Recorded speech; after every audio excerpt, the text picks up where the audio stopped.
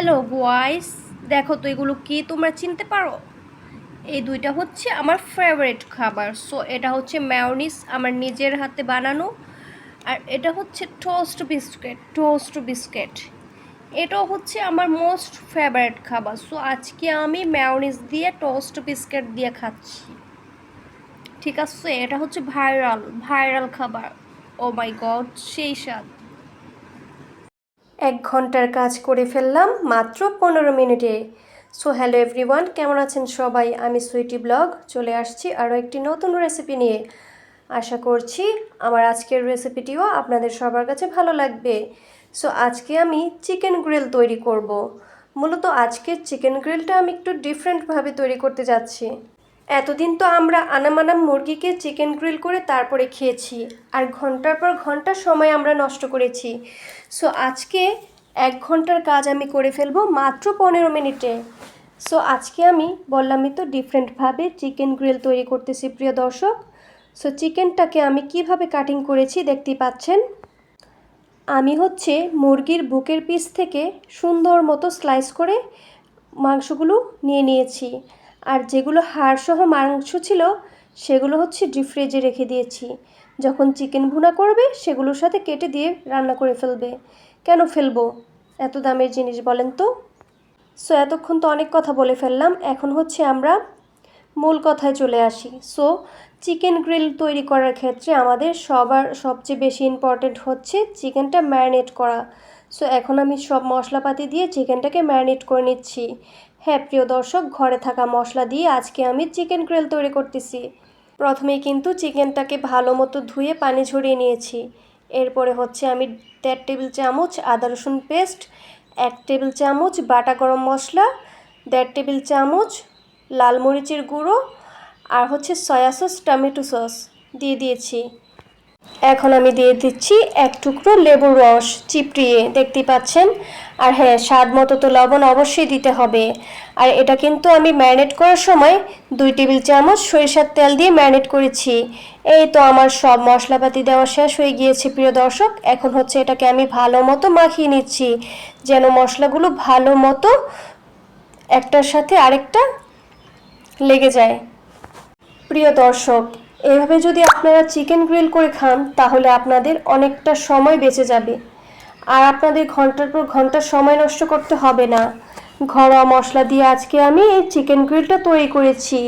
আলহামদুলিল্লাহ, এটা যে এতটাই সুস্বাদু হবে আমি ভাবতেও পারি নাই। বরাবরের মতো আমার আজকের চিকেন গ্রিলটাও অনেক অনেক ইয়াম্মি হয়েছিল। প্রিয় দর্শক, একবার হলেও আপনারা আমার এই রেসিপিটি দেখে ট্রাই করবেন। ঝটপটে বানিয়ে ফেলতে পারবেন চিকেন গ্রিল। আজকে কিন্তু আমি চুলায় চিকেন গ্রিল তৈরি করেছি, আমার কোনো ঝামেলাই হয়নি। প্রিয় দর্শক, চিকেনটাকে আমি ম্যারিনেট করে নর্মাল ফ্রিজে রেখে দিয়েছিলাম 4-5 ঘন্টার মতো। এতে করে আমার চিকেনটা কিন্তু খুব দ্রুত সেদ্ধ হয়ে গিয়েছিল।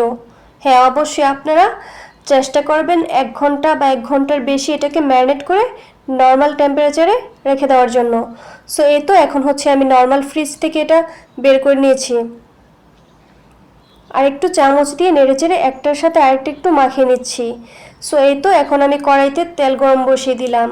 কড়াইটা কিন্তু অবশ্যই ভালো মতো গরম করে নেবেন।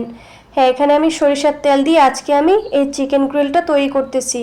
তেলের পরিমাণটা দেখতেই পাচ্ছেন, বেশি তেল কিন্তু দেওয়া যাবে না। এটা কিন্তু চিকেন ফ্রাই না, এটা আমি চিকেন গ্রিল তৈরি করব। হ্যাঁ, এটার স্বাদ কিন্তু একদম চিকেন গ্রিলের মতোই হয়েছিল। সো সবগুলো আমি এখন একে একে দিয়ে দিচ্ছি। এরপরে হচ্ছে আমি এটা ঢাকা দিয়ে দেব।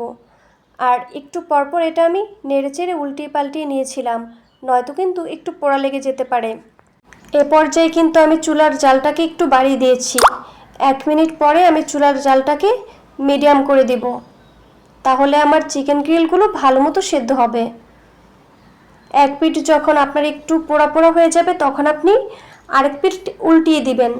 এতে করে এটা অনেক সুস্বাদু হবে আর টেস্ট আসবে চিকেন